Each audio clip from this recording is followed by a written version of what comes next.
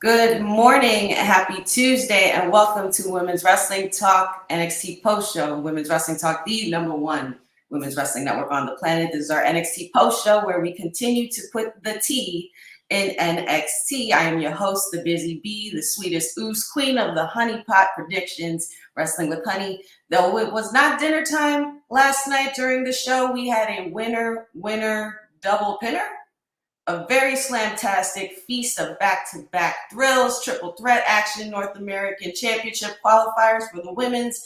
And is there trouble brewing in Vice City? We'll dive into the shenanigans right here on Women's Wrestling Talk. Yeah. Now I'm going to go off.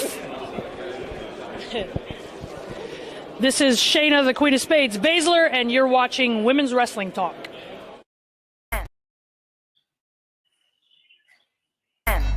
9, 8, 7, 6, 5, 4, 3, 2, 1, 0. Women's Wrestling Talk, the #1 women's wrestling network on the planet.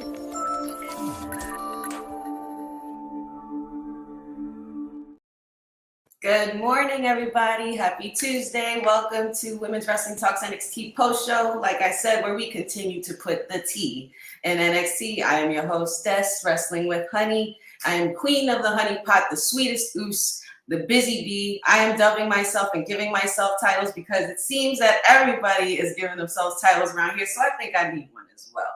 But I just wanted to say good morning. Hope you've had your breakfast. If not, you better get some because we have a lot to get into today.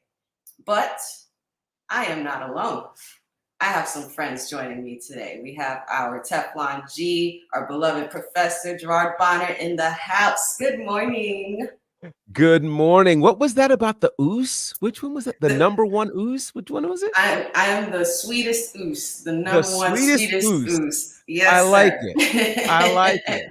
I like Love it. Very good. Very, very good. I did some thinking this weekend, and I would definitely have to give a shout out to our councilman Will Farrell because it inspired me. It was a very I had a very sense of creativity come over me that day after he appointed himself councilman. So I'm like, you know what? I'm gonna give myself some titles too. But how are you, Professor? Well deserved. I'm doing good. How are you? Excellent. Ready to get into a lot of action. Also, guys, for those in the chats, Matt Spano, good to see you as always. Brandon Stevens, how are you? Guys, guess what? The mayor is in the building. I'm not gonna do the usher watch this. I'm just gonna have him come right on in here. Let's just dive right in. Mr. Cedric Walton, how are you doing today, sir? You know, it was the best of nights. It was the worst of nights. But we're gonna get through this the right way. Made some calls, and it'll be okay. All right. Well, I'm ready to get into it. If you guys are, for the beginning of the evening, we already started with the ladies, the North American Championship qualifiers, and the first one up was these two lovely athletes, Thea Hale of Chase U and Fallon Henley, which was a pretty darn good way to start the show, if you guys ask me. Unfortunately for our lovely Thea Hale, she did take the pin and she did lose. And Fallon Henley has now advanced to be in the final four for the North American Championship. What did you guys think of the action between these two last night and the interaction with Chase U as well? Said? Anyway, yeah. Well, I mean, I thought it was a good match overall. I think you're telling multiple stories with this one feud. You have, I don't want to call it Thea's redemption arc, but Thea's arc as being the top athlete in Chase U. What's going on with Rich Holland and Riley Osborne? Yes. So what's going on with those two, and then Chase U trying to keep it all together. But the story behind everything, obviously Thea and JC are not done yet, and I'm glad they're not, because there's more layers there, as you saw after the match. But with Fallon, this is kind of Fallon's maturation into realizing she's probably one of the top tier stars of NXT, going on this heel run, and I think it's working for her. She was always good in the ring, but she just missed something with the happy-go-lucky girl that owned the bar. So I wouldn't be surprised if they strapped her up at Battleground, but I think what was more telling is her conversation with Jasmine Nix backstage, with almost she's starting to really believe in herself. Yeah, for sure. Professor, I wanted to give you this question. There was something quite interesting that happened after this match, which shows that there's still bad blood between Thea Hale and JCJ. And Jasmine Nix had appeared toward the end of the match and attacked Thea after the loss. And there was an interesting interaction with her and Fallon Henley where she said, I waited till after the match to attack. What do you think that says about what's going to happen going forward with Thea Hale and JC Jane? And will we see her really soon? It's interesting. JC is out on injury right now, and I think this is obviously a great way to continue that particular story. I think what Jasmine Nix said was telling on a lot of fronts. This idea that I could have attacked during your match, but I didn't because I believe you can actually win without assistance. And so you could really see Fallon just really trying to figure out, wait, what is she really saying here? Did she not believe in me? And what does it take for me to do this on my own? Fallon is used to having someone near her or next to her, whether it was, Briggs and Jensen, or if it was Kiana James, there was always somebody. So for her to kind of be her own lone wolf right now is very interesting. And I think that they made a strong case last night for proving why Fallon Henley could become the North American champion, but also this battle of confidence that she's having, which, again, we hadn't had a chance to see it. Particularly, you don't see that with a villain. You usually see that battle of confidence with, a baby face who's like, I'm not sure if I can do this. Maybe somebody can help me. But this is a different twist. And I really, really like seeing where this could go. I think it's very interesting between these two, the storytelling that's coming and the fact that we are seeing Fallon Henley literally come and grow into her own. Thea Hale as well. Like they have become their own superstars at to their very core. And Fallon Henley, I think I see a very, very bright future ahead for her. I have a very strong feeling about her going forward in the North American qualifiers, but we'll just have to wait and see what goes on and what transpires and goes forward. And I know Thea Hale's not going to be too happy about being attacked by Jasmine Nix. So I'm sure there will be something to say about that next week. Moving on, this was pretty fun. I will say that last night was a very good time with these two teams. We had Drew Gulak is still in that picture. That's funny. Didn't he die? Axiom. Yeah, the family got rid of him. We were supposed to put him in black and white or something. But Axiom and Nathan Frazier take the win against the family in the tag title loss. My bad. Sorry. Yeah. No, it's okay.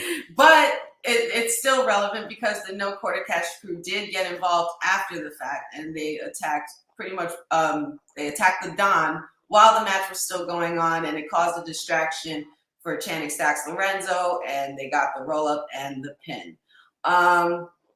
What do you guys think about this? And not to mention, we had a lot of tag teams that are pretty angry in the back there, between No Quarter Cash crew and the OC jumping the tag team champions, saying that they've been ducking them for the last few weeks. What do you guys make of this? And what transpired last night between these two teams? Professor, I'll start with you. It was a night of attacks. A lot of people were getting attacked last night from a lot of places.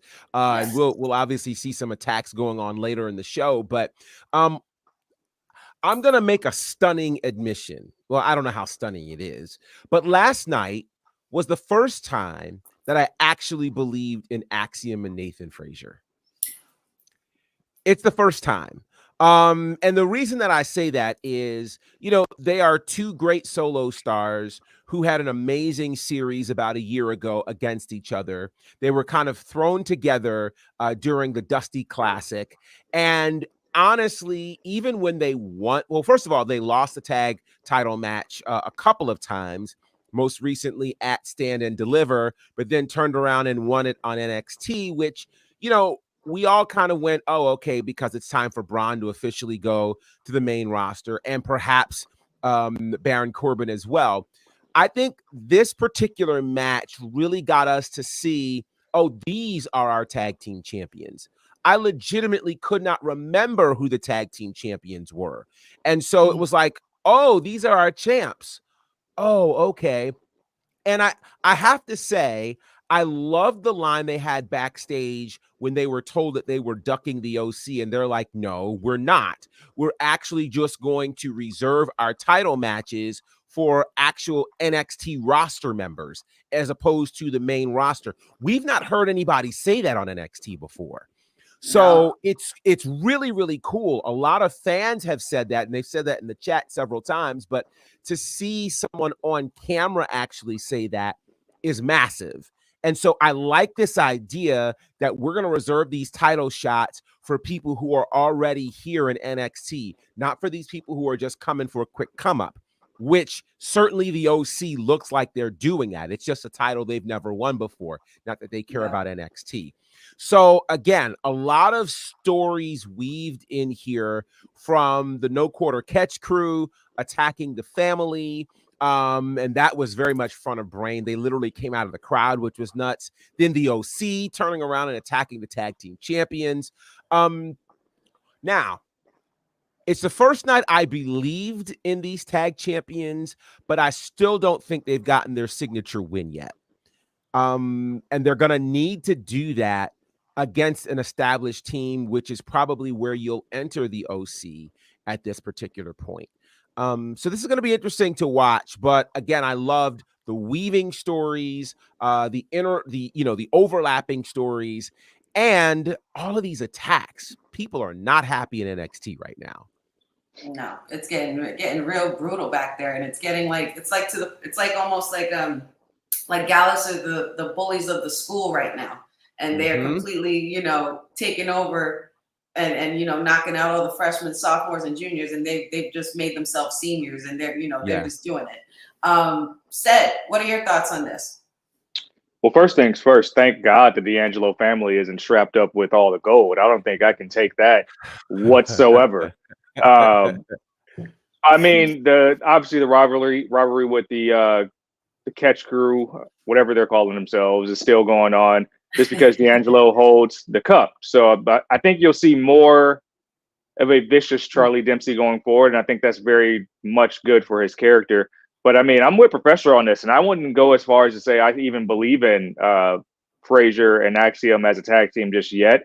It's cool that they want to give more opportunities to the NXT roster, just because there is a lot of, I guess, unproven tag teams backstage that you need to highlight. So that's where the OC comes in, and you would automatically think they should deserve a title shot. You can't forget also that AOP recently showed up to NXT as well. So they're putting more proven tag teams in the divisions that kind of help rise some of these new uppercomers to the top. I still am of the belief that I agree with Professor. They haven't had their signature win yet. Maybe that'll be the OC at Battleground. But I think it might be time to, and we'll talk about other NXT 2.0 mainstays and things like that later on the show, but it might be time to pull the trigger on my Lorcan and Danny Burch. Idris No Fan Malik Blade eventually got to get their shine. Eventually.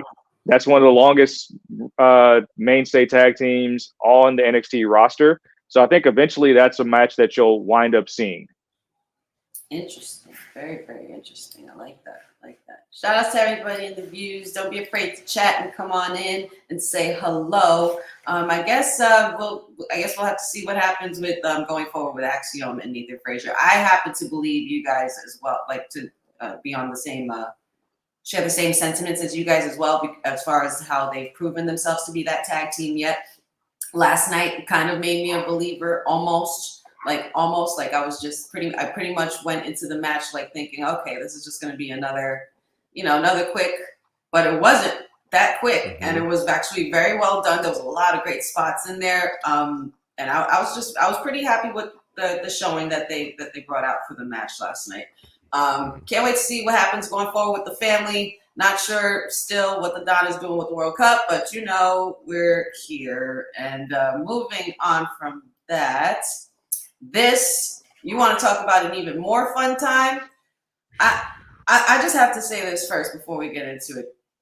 Wesley is the most selfless wrestler I've seen in a long time. That boy was just carefree, daredevil. That boy was just throwing his body everywhere in this match like he was never injured. It's just still mind-boggling to me. But we had these three go at it in a pretty crazy triple threat match in order to see who would be the number one contender to face FEMI, who joined ringside commentary, and who I thought was actually pretty good at commentary as well.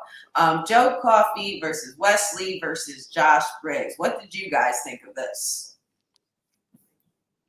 You know what? I thought it was a really good match overall, and I'm intrigued by how Briggs is the odd man out heading in to Battleground as somebody who has kind of pushed FEMI to its limits before. I'm intrigued how they got there, but I mean, I kind of see the vision with having Coffey and Wesley in that match, and we'll talk about it later. But I like how Joe Coffey doubled down on his opportunities. Love that a lot, because that shows me that maybe you don't want Wesley to be in that physical of a matchup at Battleground, but I mean, he showed that the rust had wore off completely in this match. I think a lot of the things you love about Wesley's style was on display last night. And I think you're building him up to that eventual maybe one-on-one match over FEMI, but entering Coffey in this in a great storyline where we don't know what Gallus is doing except they're running NXT right now, reminding NXT how dominant they are. I think that's a good, if you want to call it, that's a good secondary storyline to the bigger storyline of what Gallus is actually trying to do. But Briggs being the odd man out and being pinned by two people, that's kind of interesting. I don't know where he goes from here. And I'll say, like, similar to Axiom and Nathan Frazier, Briggs is not somebody I truly believe in yet, but he has been phenomenal in ring as a singles competitor. I just don't know what he's missing from a character standpoint.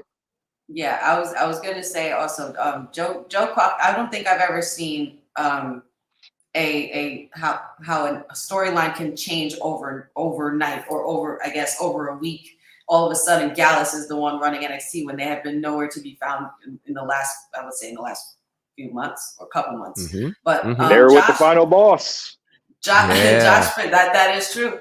Josh Briggs, honestly, was I would say he was kind of an unsung hero in this match, because I think what they're trying to do with Josh Briggs is establish him as one of the main big boys, and rightfully so. He's been really good, doing really well in the ring lately, especially over from NXT Takeover with the triple threat match and everything like that. Ever since then, he's completely stepped his game up as far as his in-ring ability. But double pin. Professor, what did you think of this result, and how did you feel when it happened? I thought it was very interesting. I felt like there was no way that Wesley was going to come back and not be in the North American title picture. Seeing where I almost called him Joe Gacy. Too many Joes. And then Joe Hendry went through my mind. That's hilarious. But to see where Joe Coffey falls in this was also interesting as well. Again, multiple storylines converging here, and I really, really like this. The fact that Gallus is everywhere. They want all the gold, and Coffey specifically wants all the gold, is very interesting. Now, and this is what's different about this. Normally in a space like this, you would have seen some sort of wild thing happen where the whole match was thrown out and all three of them were thrown in and you get a fatal four-way. But the idea that we are only going with a triple threat says to me we could have a similar story happening, building with Josh Briggs and Fallon Henley, where Henley is, hey, am I confident enough to do this, and gets in the title match. Briggs is trying to figure out what else do I need. So it's these three, and then we still haven't seen Brooks Jensen in a while. These three who were such a great unit trying to find their way as solo stars is a very interesting story. And I think, I hate to say this, Josh Briggs may have been a placeholder. a placeholder for when Gallus would return. Given all that Coffee can do, given all that Wolfgang can do, given all that Mark Coffee can do, it's kind of like, okay, there's going to have to be a different space for a Josh Briggs, which means, and going back to something Seth said, in terms of, do I believe in Josh Briggs? I believe these opportunities that he's been getting has been to show that he has the potential to do, but it hasn't been to put the rocket ship on him yet. And so I think he's going to really, it's weird. It's not weird, but this is just a reminder of the different era that we are in. In days gone by, a Josh Briggs would have been a go-to guy in the WWE world because he's a big guy.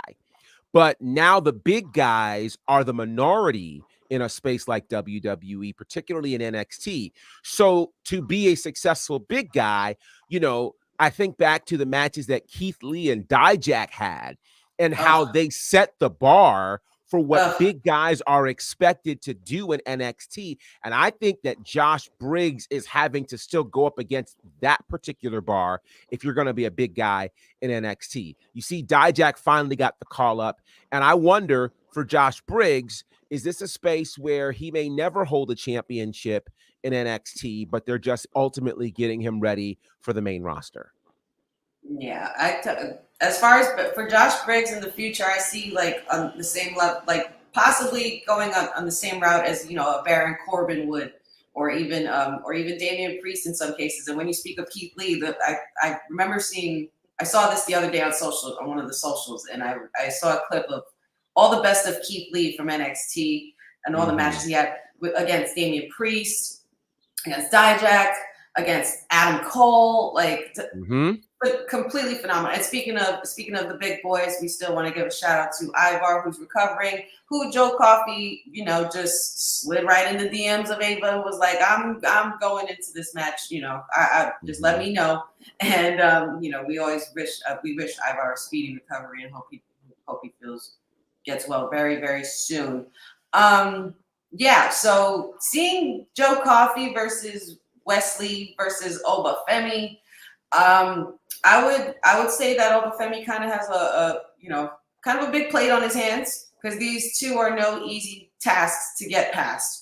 Joe Coffey has big motives in NXT, and Wesley is out to get the title that he never lost. So I would recommend that Oba Femi just keeps his eyes open, watches back. I'm sure he's not afraid. That's not the issue here. But I mean, I'm not sure what to make of it for him. I mean, maybe he can I think he will still triumph over these two, but I'm not sure what would happen if Wes also would lose that opportunity to go after the belt that he never lost, and how he would feel after that. Because there was some elements, and I don't know if you guys saw this too, but during the match there was some elements of like Wesley looking very vicious in certain cases. His facial expressions were different. He is very happy to be there and happy to be back, and he definitely interacts with the fans well. But could there be a possibility that if Wesley does not fulfill what he has made his purpose, is it possible that we could see a very angry Wesley in the future? Seth, I'll put that question on you. Nah, I don't think an angry Wesley, because he's been on this singles run that kind of just came about. Remember, he wasn't supposed to be a single star, and he kind of took it and ran with it. But he was always in this mode of proving himself and showing that he belonged. And he had great matches along the way with Melo, with, I believe, Santos Escobar, with a lot of different people to kind of put a stamp on himself as, if you want to call it, throw it back to Mustafa Ali's days. He's the heartbeat of this version of NXT. He literally is. So I don't think you need to see a more angry Wesley, because his determination, it jumps through the screen at you. Everything he says with conviction, and you believe him. I think with this matchup, you'll see him try to continue to climb that brass ladder. I'm going to be clear here. I think Joe Coffey's only in this match to eat the pin on either side, whether it's Lee or whether it's Femi. He's only here to eat the pin. He's already doubled down on his actions and what he wants. So I think if, let's say, Obo retains at Battleground, I think you'll eventually get to that David versus Goliath matchup. I just think this is the stepping stone to get there and make sure Wes has completely all the rust knocked off him from that injury and has his spots in the ring, timing down, all that good stuff. But anger Wesley, I don't think we need that. I think just him being determined resonates with all the fans down there in Orlando. Excellent. Interesting. Very interesting. Love that. Let me see. We have Eric Isaac is with us here today. Good morning, Eric, wherever you are. Thanks for joining us. It says, hey, WWT fam, can't wait for Lola versus Shayna at NXT Battleground. Oh, we're going to get into it. Trust and believe. Probably save the best for last for the mayor. But in the meantime, we have Lola Vice to hold it up. But in the meantime, before we head on to Vice City, let's take a little trip to Parkerville, shall we? We had Brindley Reese versus Jada Parker for another North American Championship qualifier for the women's. Brindley Reese seemed very just as determined as Wesley to win this match, but unfortunately it was not in her favor, and Jada Parker, I believe rightfully so, takes the win. Let's go to you, Mayor of Parkerville, first. What were your thoughts on this match? Before I get to my client, I'm actually very interested in this Brindley Reese character because it kind of feels like it's Thea Hale light. And she's like very much so hyper energetic and trying to really motivate Blade and Enofe. I'm trying to see where that goes here, but I've been seeing a lot of her training videos floating around the socials. Like very great athlete. So I think her character development is just starting to begin, while we know Parker has been, for lack of better words, charting, if you would. Like she's trending in the right direction. So seeing her in a ladder match as somebody who's more of like not an aerial superstar. I'll say she's not really an aerial superstar, more of a striker. But I think you need her presence in that match just to show like, hey, this is our next class of talented women here at NXT. So I don't know how she'll fare as far as winning the title, because there's a few people that are still determined to be in that ladder match. And also we just talked very good things about Fallon Henley, who I think has been deserving of a singles title for a long time. But seeing Parker kind of have this meteoric rise almost overnight, I think it's only a matter of time before she's strapped up, especially so she can keep her faction relevant throughout the entire show. Yeah, for sure. I could see her kind of going to on a mommy route for OTM, like a Rhea Ripley route where it starts with her to kick it off to make, to have them become relevant when she possibly gets the strap. I love Jada Parker like more and more every time I see her, because she's just no nonsense and she does not play when she goes into that squared circle, and I love it. Professor, what were your thoughts on the one-on-one? So a few thoughts. For one, it's crazy that you said what you said. How many times can I say said? All right. So I'm watching Brindley Reese and I'm like, she really does bear resemblance to Thea Hale.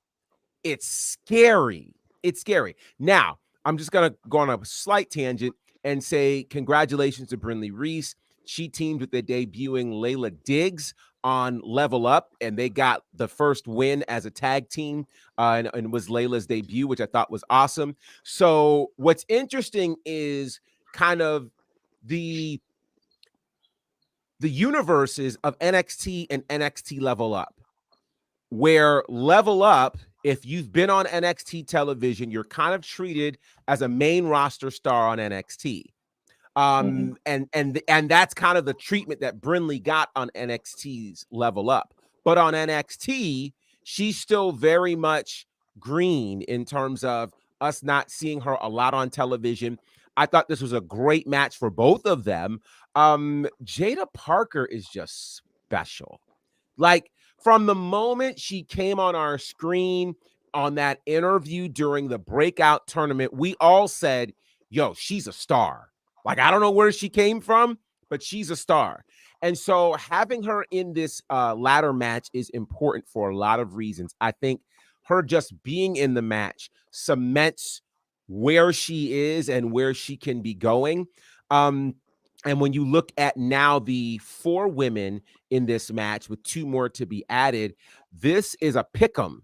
You know, we could have on our hands a couple of people that we might consider favorites, but I think she has just as much of a chance to win as anybody in this particular space. It makes perfect sense that she's in this match. I have no questions about it. And I think for Brynlee Reese, you know, there are still other things that are happening for her such that she doesn't have to be in this title match to still be considered part of the future of NXT. Yeah, for sure. And I mean, but it's so funny that you guys are saying that about Brynlee Reese, because I immediately thought the same thing about her and Thea Hale because of how hyper she is and how motivated she is. And, you know, it's like very, I mean, I don't want to say happy-go-lucky, but it's just very concentrated motivation. And she tries to, you know, bring it out to other superstars as well. But I feel like that would be a pretty sick tag team going forward. Just say, just have to say that, put that in there. But let's just think about the final 4. Okay, since we're talking about the NXT Women's Qualifiers, we have Sol Ruca, Lash Legend, Fallon Henley, Jada Parker.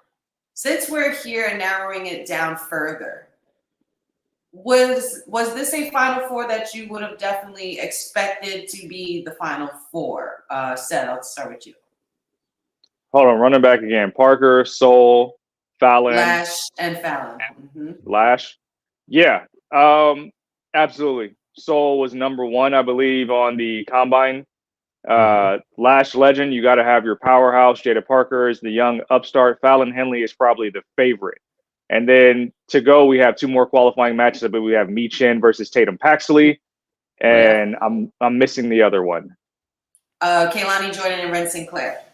Yeah, and that's basically a bye for Kaylani Jordan. So that's where you'll get on like Kaylani Jordan and Sol Ruca will basically be like your high flyers in that match. And I think when you look at the depth, because when you look at the women's division, it kind of went through a transition through Lyra, because Lyra was kind of interacting with Becky Lynch, main roster, and I've been vocal about her title reign being very boring. Now Roxanne, who's been pretty much the cream of the crop the whole time, she's kind of seen as here.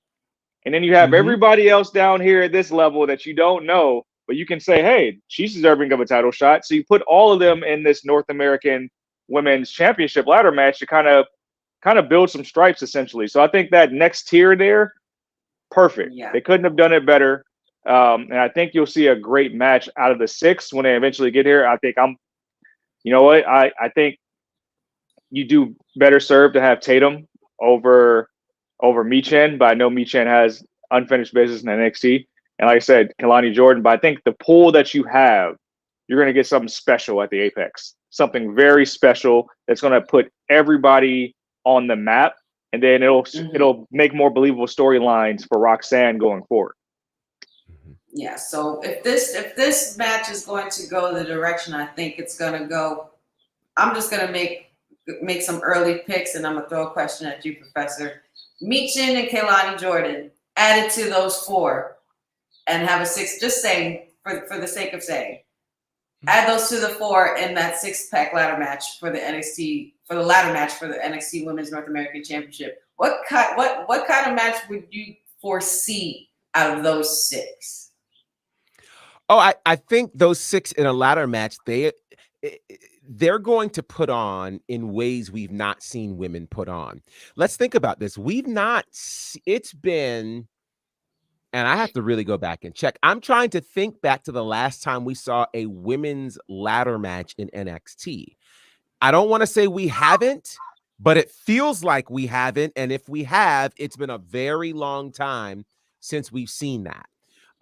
This really reminds me, when I look at the 4 that are in and either of the 2 potential that could be added, it really does make me think about during the Attitude Era, what was then their mid-card division, the people that were battling for the Intercontinental title. You had names like The Rock, Triple H, Stone Cold Steve Austin, who were all in the Intercontinental title picture.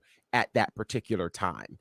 I think that we have a strong case being made for that strong of a mid-card division in NXT's women's division, such that in 2 or 3 years, we'll be talking about any of those 6 women as NXT champions, as the future of WWE. That's what we're looking at when you start thinking about Jada Parker, and you start thinking about Lash Legend, and you start thinking about Tatum Paxley or Mi Chin or Fallon Henley or Sol Ruka. Those are future NXT women's champions. And I would say the future that WWE's world title or women's title will be built around in the next 5 to 7 years. So I hope that those fans who are watching NXT right now will really be paying attention to what happens for the qualifiers and in this ladder match, because we're seeing the future right before our eyes. And I got you, Professor. Just last year at Stand and Deliver, where Indy Hartwell won the championship, was our last ladder match. And if you remember, Indy Hartwell, Roxanne, Gigi Dolan, Zoe Stark, Tiffany Stratton, and I believe Shotzi. And Tiffany was getting her ass beaten that match. She was taking so many nasty bumps throughout that whole match. So they have to live up to that ladder match, which was a great ladder match at Stand and Deliver. And think about it. Indy Hartwell was not the odds-on favorite to win that one. So that's where I sit back and think, Jada Parker has a real chance in this one, because none of us saw Indy Hartwell leaving Stand and Deliver last year as the NXT Women's Champion. And this time, there's not a draft to come around and pluck whoever wins this North American Championship out of NXT. So there's a case, and I'm sure next week we'll really go through all 6 of the women in here, and I think a strong case can be made for any of them. Absolutely, I would have to agree. And I was going to say, the ladder match I remember happening last was Indy Hartwell. I believe that was one of the very last few times we saw Dexter Lumis as well. I believe, didn't he help her? I think towards the end of the match, helped her up the ladder. Helped her climb up the ladder. Yeah, I love Index. We'll always end forever. But yeah, we'll see what happens with the ladies next week. Next week we got Mitchin and Tatum Paxley versus Kehlani Jordan and Ren St. Clair, and whoever wins those will be added on to the NXT North American Championship ladder match for the ladies, and that's going to be very spicy no matter what way you slice it. Speaking of spicy, we are here. We are here to the match of the evening, the most highly anticipated match of the evening. Carmen Petrovic and Natalia versus Shayna Baszler and Madame Lola Vice in a very unexpected turn of events last night. This match was hard-hitting. This match was rough. This match gave me a headache in some cases. It was a lot of fun. It was a lot of fun to see. But yeah, a lot to unpack in this match. I don't even know where to begin, but I think I might know, being that he has prepped himself. So you know what? I'm just going to hand it over to the mayor. Proceed, sir. Yes, I'll take care of it. Yes, my queen. I got you. I love it. I love it. Great. Hickenbottom. You disgust me, Hickenbottom. And it's not because Sexy Red is going to be at NXT next Tuesday. That's just one reason why you disgust me, Hickenbottom. But I see your vision. And I will accept it, hopefully, from my client, the Queen of Vice City, Miss Lola Vice. This was an excellent match. Let's be real. The MMA fighters actually dominated this match for most of the time. But since we have Clout Chasing Ass Natty, we got to do some Heart Foundation callbacks and do all this stuff that she's pretty much stealing from her family. And you know what? My client took an unnecessary pin. It happens. You can't have Shayna eat that pin because, quite frankly, she didn't eat many pins during her time in NXT, so it doesn't make sense. And you know what? We'll get to Maple Leaf Xia Li when the time comes. We'll get to that because it's not over there. But we'll get to that when the time emerges, and we'll handle her properly. Luckily, we don't have to deal with Natty anymore. She'll be out of NXT and out of our hair. But now let's get to the meat and potatoes of this thing. Because immediately I mean, they were building it up. I wish you would have waited another week to get here because we have some time until Battleground. But Lola ripped the Band-Aid off. She ripped the Band-Aid off and said, "Hey, you're not letting me be myself." Because Shayna was kind of prodding and poking at her backstage, saying like, "Hey, let's leave the dancing back here." And you know what? Sometimes it's time to be serious, but you can't mess with somebody's flow. And she had to do what she had to do.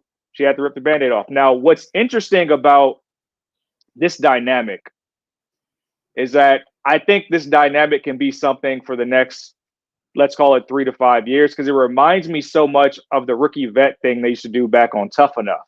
And it reminds me so much of The Miz and Daniel Bryan, where you have people who are kind of polar opposites, but Shayna being the vet, Lola being the rookie, like, hey, this is how MMA fighters do it in WWE. And Lola's like, well, no, I want to do it my way. It reminds me so much of that Miz and Daniel Bryan dynamic, and they can really build on something for years to come whenever Lola goes to Maine, or maybe they have banter, maybe they team, but they're always at odds because, like, hey, let me be me. Let me do it my way.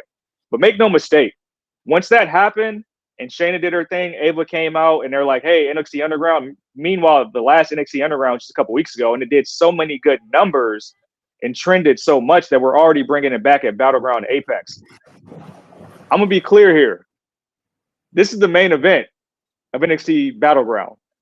This is the most thought-provoking storyline heading into NXT Battleground, because you're going to be at the UFC Apex in this TKO partnership for the first time, and you want to give that big fight feel. You want to have the walkouts. You want to have something that, if you have your traditional MMA fans in the building at the Apex, the workers in the Apex, you want them to feel something like that. So however we got there, Lola had to eat a pin, but we in the main event of NXT Battleground with the second NXT Underground match, and it's going to be amazing. That's going to be an amazing look. That's such a good look for Lola Vice to kind of get this stamp to say, hey, Shayna's going to come back down and do basically your new signature match with you at a PLE.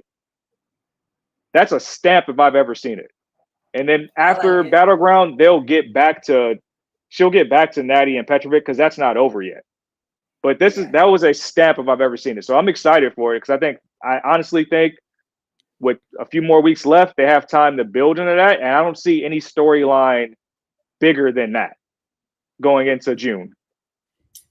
I am very happy with how this match transpired by the end of it. I have a bone to pick with you, Mayor, but I'm going to hold off on that for a second. I'm going to get Professor's thoughts on this match first before he has to head out. But if you want to quickly run through what your thoughts on this match were, Professor, and then give us your socials. So I thought this was a solid match for sure. I thought, again, it's a great moment for both Lola and Carmen to be in the main event, another main event for Lola Vice, which I think what's so interesting, I know that the mayor has not always been happy with how Lola has been presented, but I think it's all telling a story and it's all leading somewhere. And everyone's trajectory to the main event is different. Some people get there like an FEMI who, his third match in, he's cashing in and he's champion. Other people have a longer, more winding road to get there. And so with that, I thought this was a really solid match. I did not think that Lola and Shayna were going to lose. So them losing, I thought, was really interesting. I thought Shayna was going to be the one to turn on Lola, not Lola turning on Shayna. So that surprised me a lot, but I understand it. Again, Shayna is no nonsense. Lola, likes to add a little seasoning to what she does. And so them now moving into a space where they have a match in the UFC Apex it just makes perfect sense. I mean, I'm glad that NXT did not miss this particular moment, because it's a moment that makes a ton of sense. Now, we'll debate on another day whether or not this is the main event, because I don't think it is, but I do think that it's pretty high up on the card. I do think that. And I think the spectacle of what WWE and NXT can do in that UFC Apex will be far different than anything the UFC has ever done in there. So I think that's going to be really, really interesting. Again, a great look for Lola, a great look, honestly, for everybody involved. Here it is, Shayna, who, again, is kind of untouchable in these NXT spaces, gets to, again, present that in an NXT space, which is, again, a great look for her.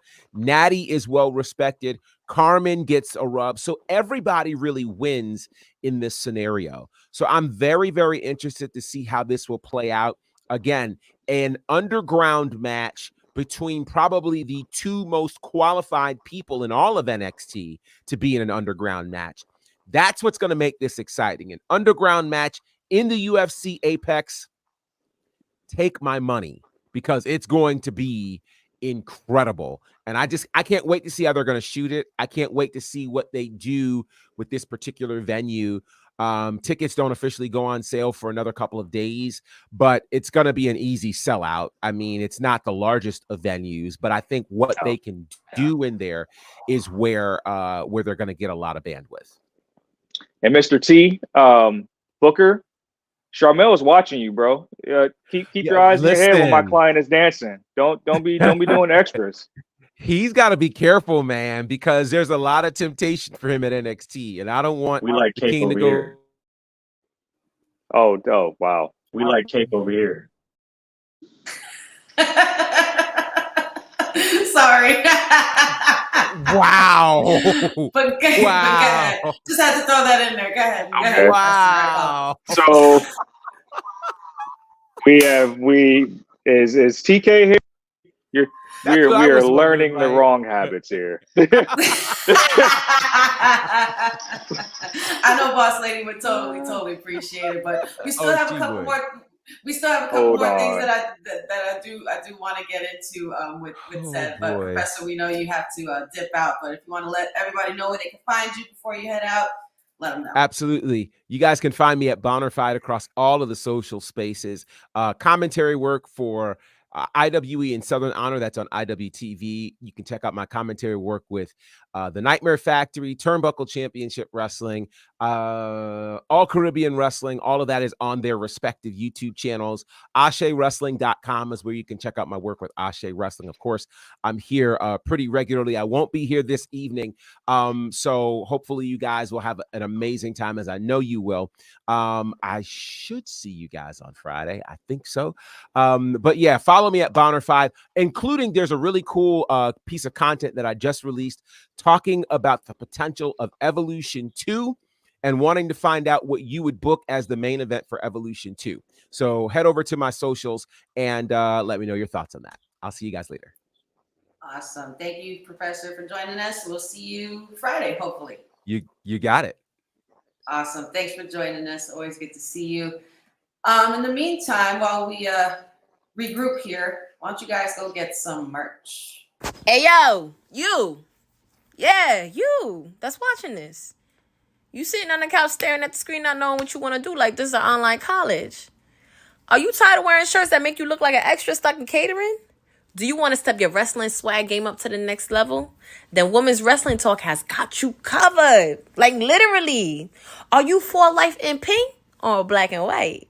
Or maybe you're the EST and people need to respect you accordingly. Want to put some pride in your stride and show off the muscle in your hustle? Then make sure you check out the WWT store. Not now, but right now. Alright? What you waiting for? Head to wwtalkpodstore.com and don't make me fight you. Shit. Don't make her fight you. She sounds very serious. So please go check out that merch. Go to wwtalkpod.com for all the cool merch and stuff that we got on the site. Well, let's just get this out of the way, I guess. I guess this is something that you and I can both agree on, said. In this case, I'm not necessarily in agreement with you calling Lola Vice queen, being that she is, that there is a queen of spades known in NXT. So that's my little bone to pick with you, but we'll get to that eventually. But Sexy Red is joining us on NXT next week for what? I don't know.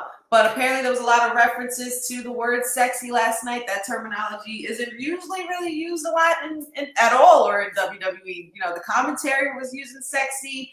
Oro Mensah had mentioned shaking the dreads and with Trick Williams, and we'll get into that interaction as well.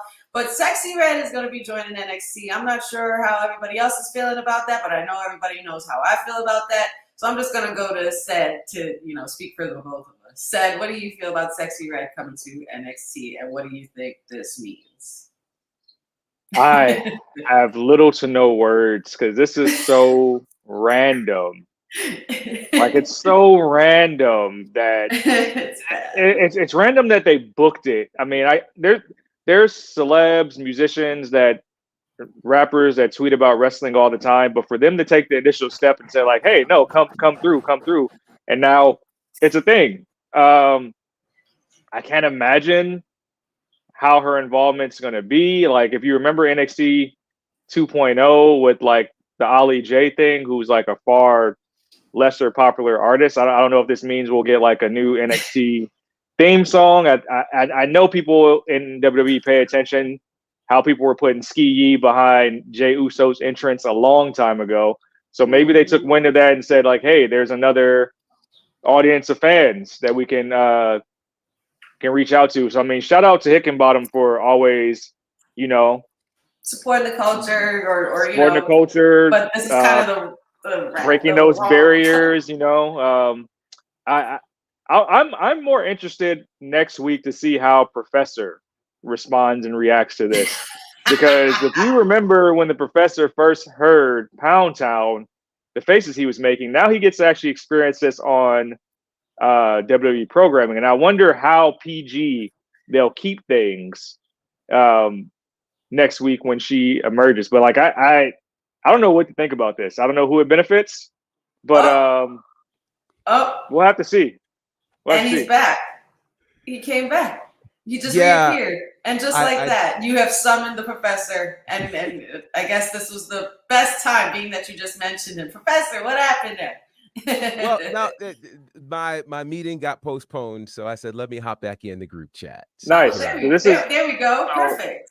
If you missed it, I was saying that I'm more interested in seeing how you react to this by seeing and experiencing her next week. Because we saw what happened when you heard Pound Town for the first time, but now you actually get to like see the antics.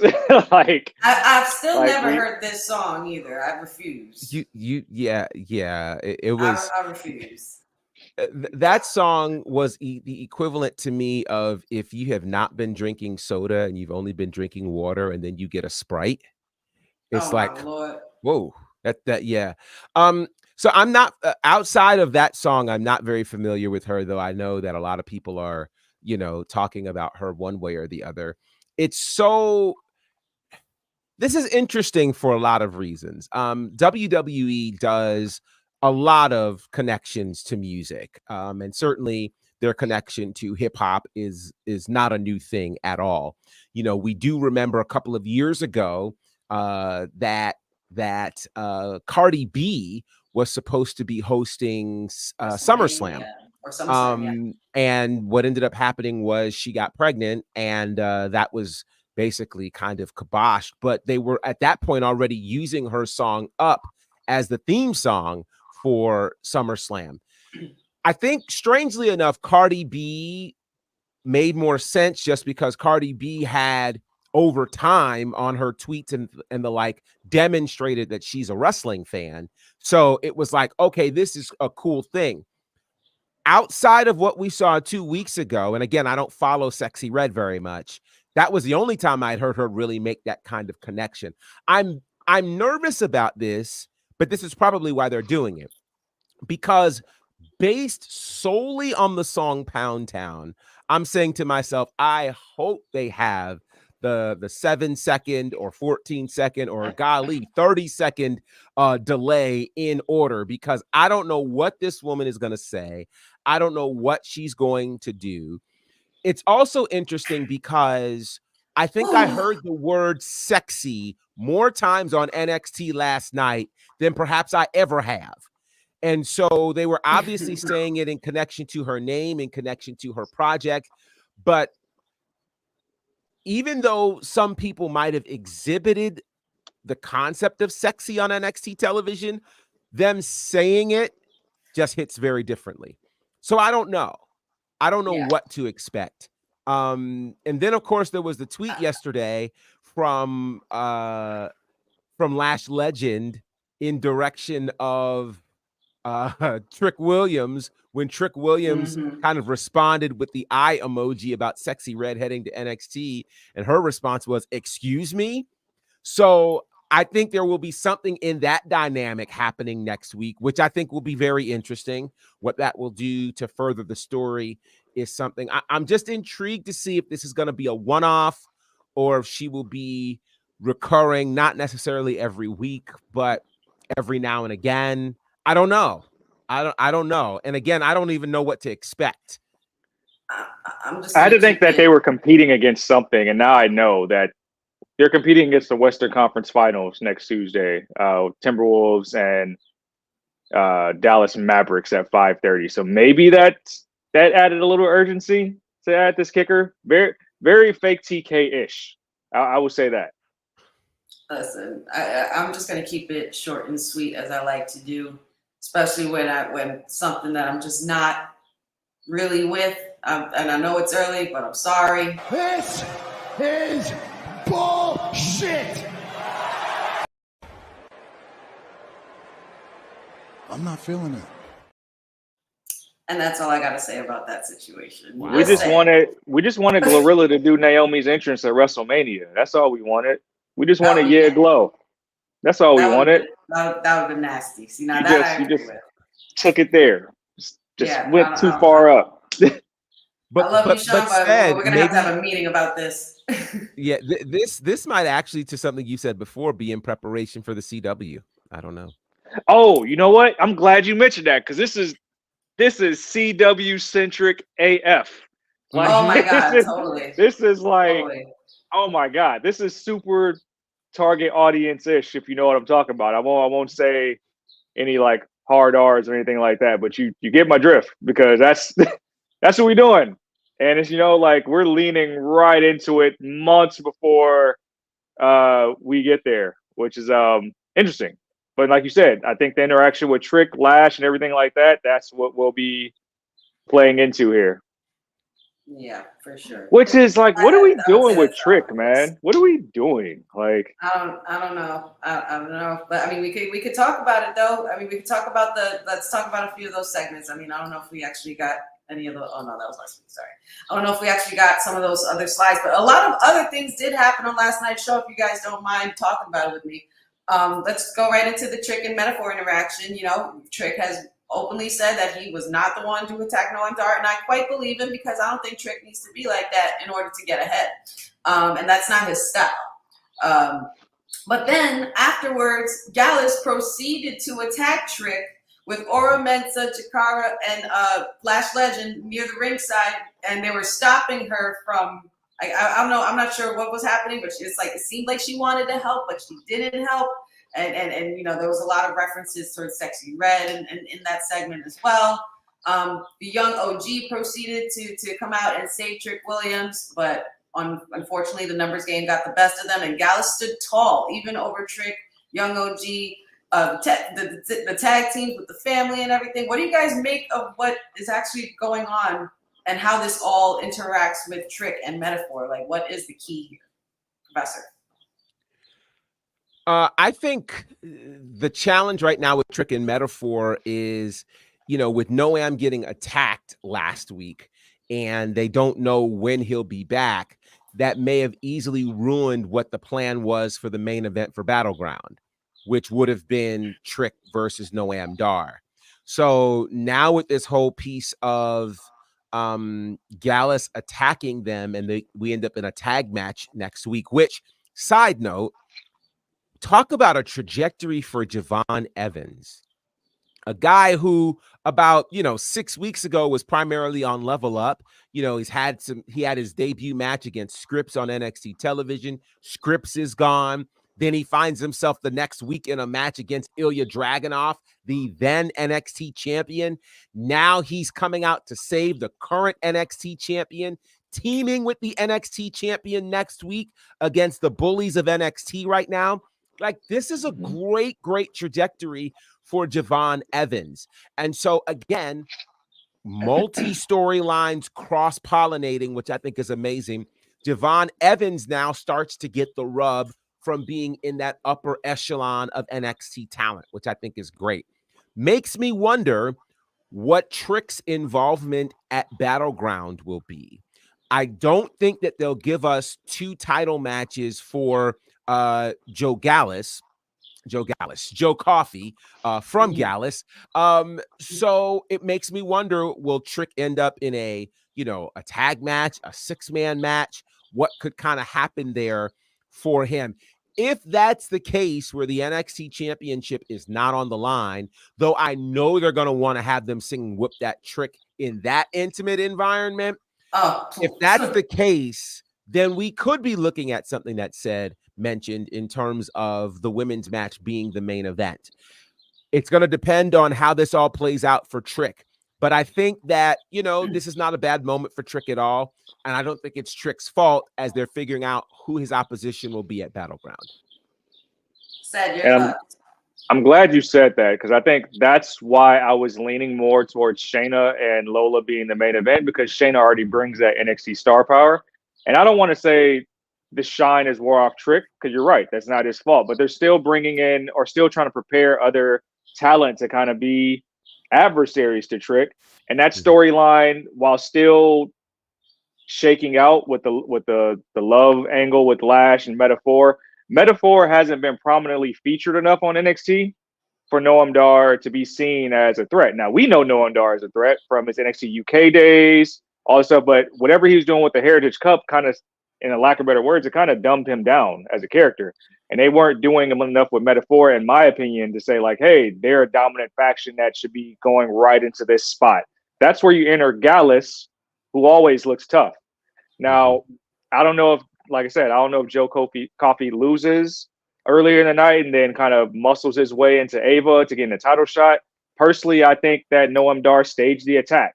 I think that's where we're going with that angle, and getting Ava to say, like, well, give me a title match because he wronged me. And then you find the footage. He staged the whole thing. But, like, even that alone, there's not enough depth in that storyline to say, hey, this is the main event of our first event at the Apex, when you can literally do Underground, which the Apex is for UFC fights. I think they kind of pigeonholed themselves with Trick Williams right now, and it's going to take time to develop.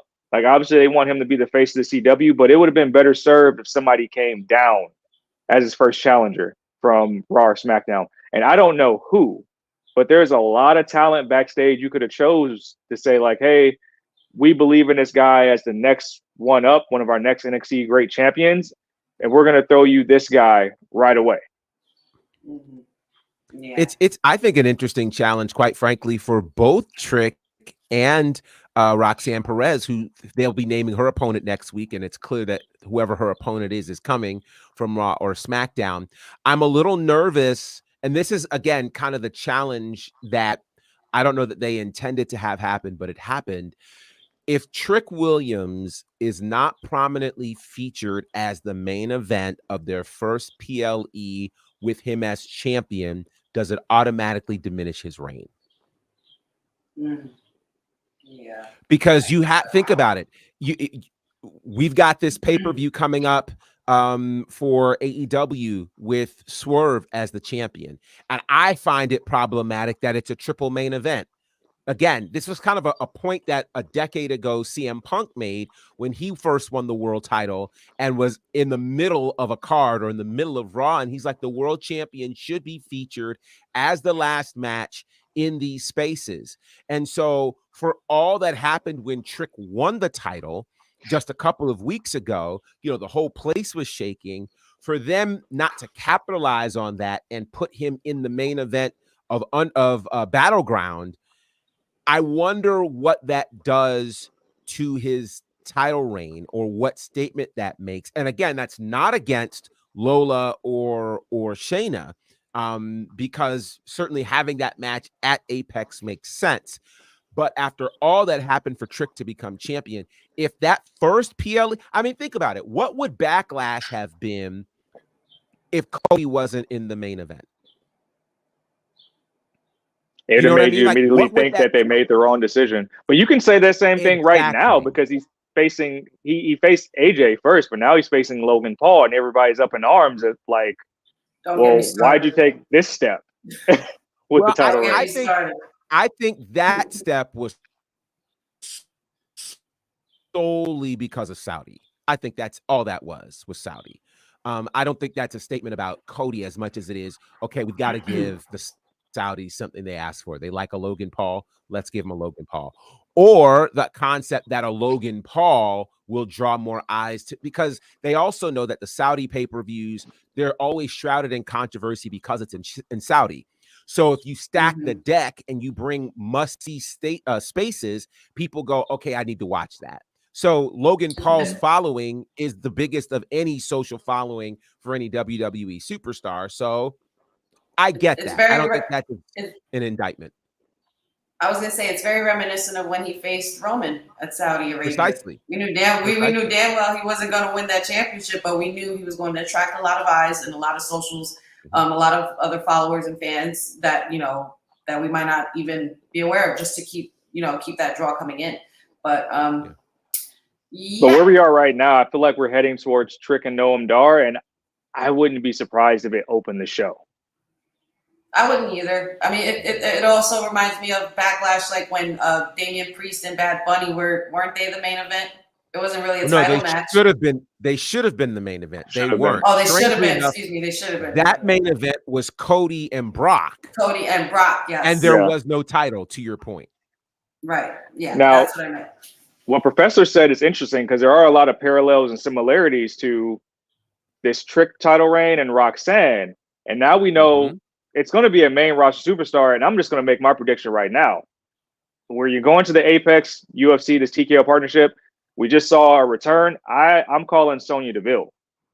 I think it'll be Roxanne, Sonya Deville at Battleground. Okay. I think that just makes sense. And not for nothing. Speaking of, and a lot of people. It was a very busy night in NXT, especially for one Ava, or the manager of NXT, the general manager of NXT. She has had a busy night. She was on the phone with someone, talking to someone, saying, "I spoke to Adam, I spoke to Nick. It's all good to go. It's all set up." So I'm assuming that would have to. At first, I thought it was in regards to when Lexis King had a match last night. She said, "You'll find out who your opponent is later," which turned out to be shout outs to NXT Level Up again. Dante Chen, who had a phenomenal match last night. We didn't even get to touch up on that, but we definitely. That was great. I definitely need to see more of that. But Ava, in regards to who Roxanne's next opponent could be, possible. I could definitely see it being Sonya Deville to return or to go to NXT and try to face him. But it could be anybody at this point. She's talking to Nick and Adam. It could be anybody.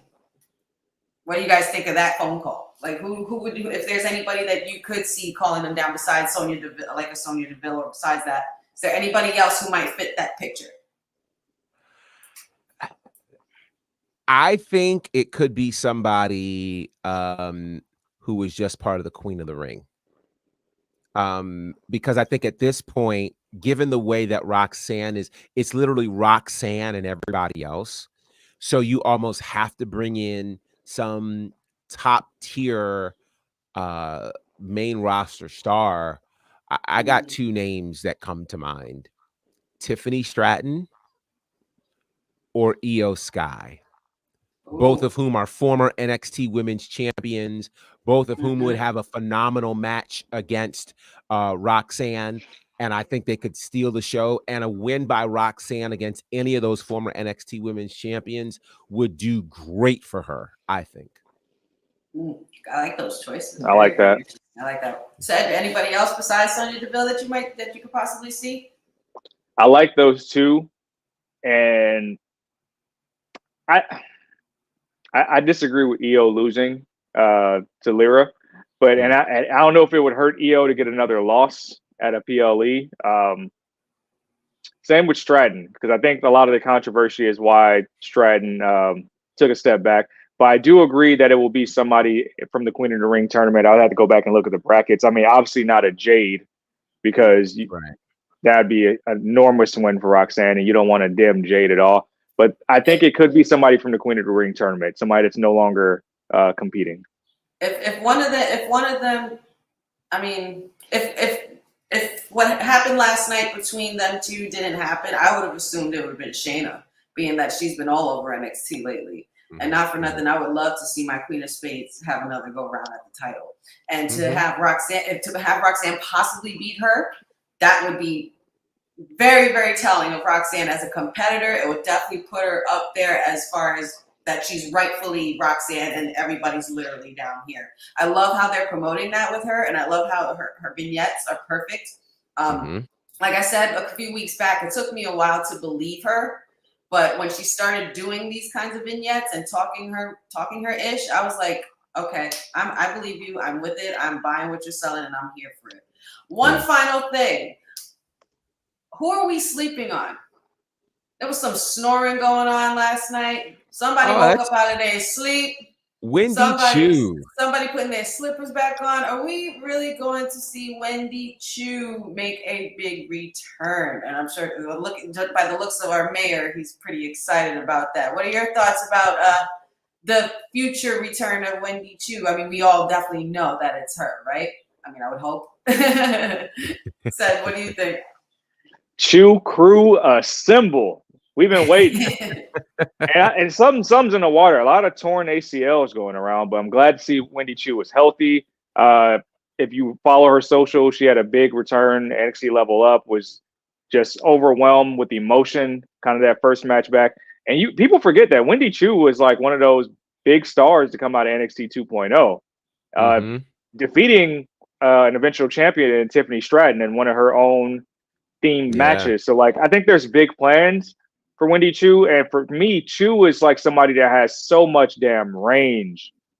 Going from the Tian Sha stuff to this character, there's so much depth to her as a performer, and I'm excited to see her back. I mean, I can't wait to see how she fits with the NXT Women's Division right now. And just to double back, because I don't know how big they want to go versus Roxanne. Obviously, I don't think they would do a Becky or a Bayley because that would just overshadow, unless you really want to hurt ticket sales. But also, why not Naomi?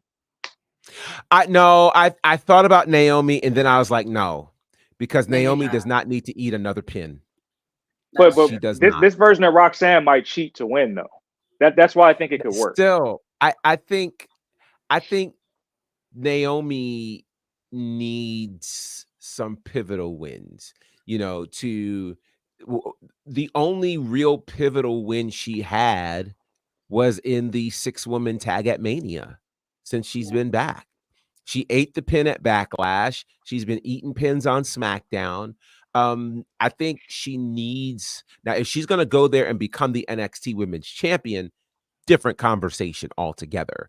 But I don't see that happening. Not for this first PLE defense for Roxanne. Let's be realistic for a minute. My wheels just started turning. Like Sexy Red, Naomi, twerk music. There might be a connection there on a Tuesday night. There might. I don't know. But I'm talking myself into it now. You're gonna make me do it, Ted? You're gonna make me do it one more time? I'm talking myself. Like cake over here.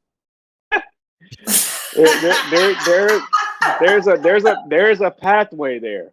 There's a definite pathway there. Listen, I don't know what to make of that. I don't know, but I mean, not when you got. You say what you want, but not when you got Shayna Baszler running amok. And not for nothing, I made a note of this last night. I feel like ever since she's returned to NXT, she's basically trying to Gunther-ize the NXT Women's Division. She's trying to make it reputable again and be more serious. None of this twerk fest, none of this shaking the booty, none of this stuff, And I'm kind of on board with that. Let's bring it back to the nitty gritty. And like I said, she's the real queen, not so much Lola Vice. I don't think though. I'm sorry. I'm just saying. That's just a little bit of the dose of reality I'm bringing to you from Shayna Baszler, because I get a few calls on my end as well. Just saying. But we have already some highlights for next week going on. We got Roxanne. We find out who her next opponent will be at. Is it going to be at Battleground? Yes, at Battleground. Roxanne for the NXT Women's Championship, which we're very excited to see. We definitely assume that it's somebody from the main roster, being that Ava's been making a few calls.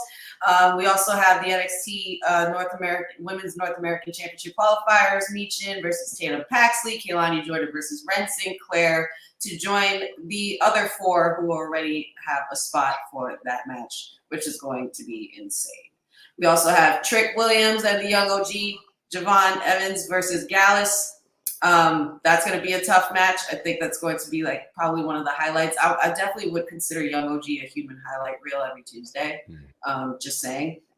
And we have announced that Lola Vice versus Queen of Spades will be happening at Battleground. So hopefully we see some more juicy details and more juicy fists being thrown and less booties shaken. But yeah, that's it for our NXT post show. Thank everybody for joining us. Said, where can everybody find you?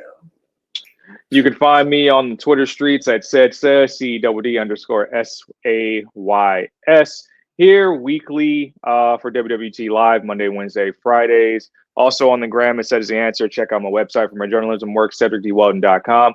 You should get some content soon. I was actually had the pleasure of going to Comic-Con Revolution here in Ontario this past weekend and became the mayor of the Stratusverse. Yes, I said it. Mayor of the Stratusverse. Got to talk with Trish Stratus, Lita, as well as Samoa Joe. So you'll see some content in regards to that, which is pretty cool. Also, I mean, we didn't get to talk about it, but shout out to Dante Chen picking up a big win over Alexis King. Remember Dante Chen? He was on the debut episode of NXT 2.0, I believe, taking on Braun Breaker, I believe.